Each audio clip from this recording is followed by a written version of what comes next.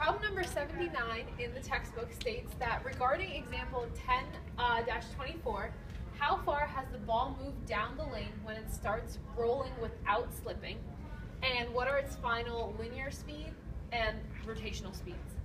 So we have a free body diagram, and we're going to use part of what we discovered in example 10-24. So example 10-24 says that a bowling ball of mass m and radius r is thrown along a level surface so that initially at t equals 0 it slides with a linear speed v sub o but does not rotate. As it slides, it begins to spin and eventually rolls without slipping. How long did it take to begin rolling without slipping? So in our free body diagram, we have the force of gravity, the normal force, and friction acting upon the ball when it's slipping. And this is also the friction that eventually contributes to the ball rolling. Okay, so start with our sign convention. We have up and to the right is positive, and also rolling clockwise is also positive. And then we have we'll look at the forces in the y direction, which is mass times the acceleration in the y direction, which is 0 because the ball isn't flying off the ground, which is equal to the normal force minus the force of gravity. And therefore, you can solve that the normal force equals the force of gravity, which is mg. Then in the x direction, you have that the force in the x direction equals mass times the acceleration of the ball, which is equal to negative friction, because friction is going in the negative direction based on our sign convention. Friction is equal to mu times the normal force, so therefore the force in the x direction is negative mu k times mg, based on the normal force that we found using forces in the y direction. Just be advised that it's less than or equal to. However, for our purposes, we are using it as equal to mu n. So using the forces in the x direction, we can solve that the acceleration will be equal to negative mu k mg over m, which simplifies out negative k. UK. Negative mu kg, sorry. And then, using kinematic equations, we have that velocity, the center of mass, will be equal to the initial velocity plus acceleration times time. And that for the same one but with omega, we have this equation. And then, since we already found the acceleration here, we'll have the velocity at the center of mass is equal to the initial velocity plus minus mu kg times time. And so now we're missing the value of alpha. So in order to find that value, we'll look at the torque statements. The sum of torque will be equal to moment inertia times alpha, and that will equal negative of the torque of friction. Because of our sign convention, which is clockwise, friction will be acting in the negative, the torque of friction will be acting in the negative direction. And we also know that the bowling ball is a sphere, so the moment inertia of a sphere is given as 2/5 mr squared. So by plugging this into this equation, we get 2/5 mr squared alpha is equal to the torque of friction, which will be the force of friction, which is negative mu k. This would be negative, so negative mu k mg times r. So the negatives cancel out, and the r also cancels out, as does the m. So that by simplifying that, we get alpha equals 5 mu kg over 2r. So now all we have to do is plug alpha into this equation,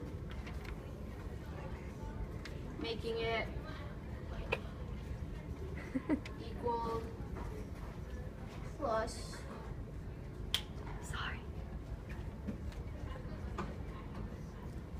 times t. So now we have the velocity at the center of mass, the linear velocity at the center of mass, and the angular velocity at the center of mass. And we can use the rolling constraint where velocity of the center of mass equals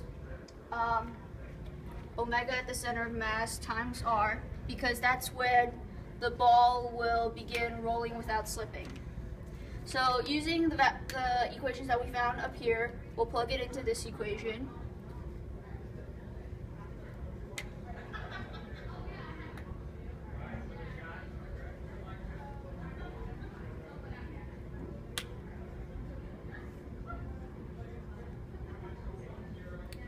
Times r.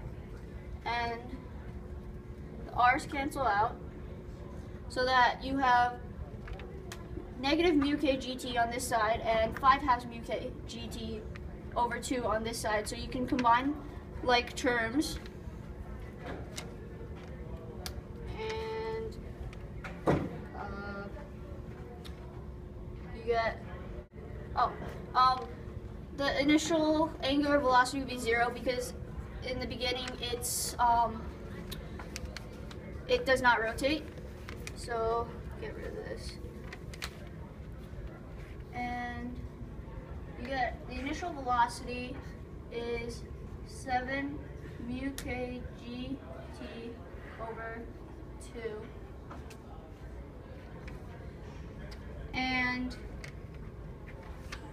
after that, you can isolate the t, where you get t equals 2 v sub o over 7 mu k g. And this is what you'll use to continue problem 79.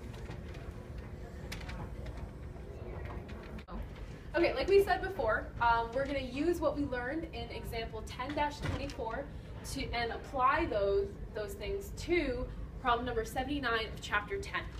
So part A asks, how far has the ball moved down the lane when it starts rolling without slipping? So we're solving for delta x.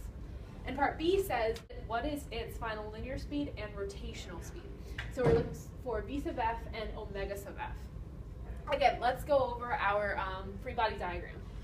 Here we have the ball rolling, and we can see that there's a normal force acting on it and the force of gravity acting on it.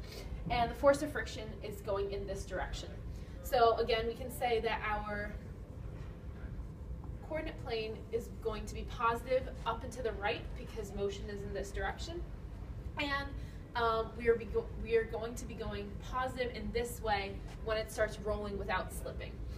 So that means, like we learned in example 10-24, the torque applied from friction will be negative because it's acting in this direction, whereas the motion is in this direction. Okay, so from example 10-24, we know that time is equal to 2 v sub o all over 7 mu kg, and A is equal to negative mu kg. So now, part A. How far has the ball moved down the lane when it starts rolling without slipping? So we're going to use one of the kinematic formulas, which states that delta x equals v sub o t plus 1/2 at squared. All right, with that, we have our a and we have our t. So we're going to solve for delta x, and we're going to get that x equals v sub o times 2 v sub o all over 7 mu kg plus 1/2 negative mu kg times t squared, which is 2 v sub o all over 7 mu kg squared.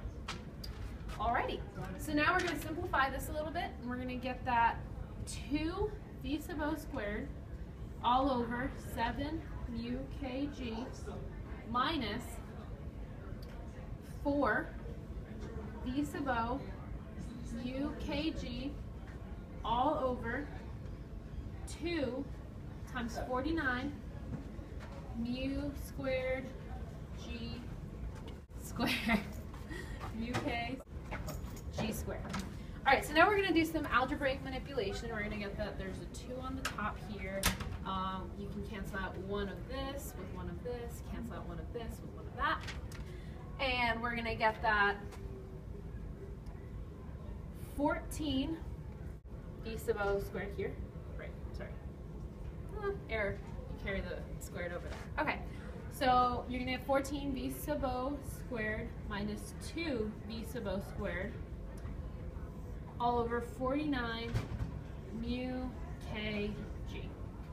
So we're going to get that delta x equals 12 v sub o squared all over 49 mu, oops, that's not good, mu k g. Okay, so that was part A. So now we're going to move on to part B, which is find its final linear speed and rotational speed.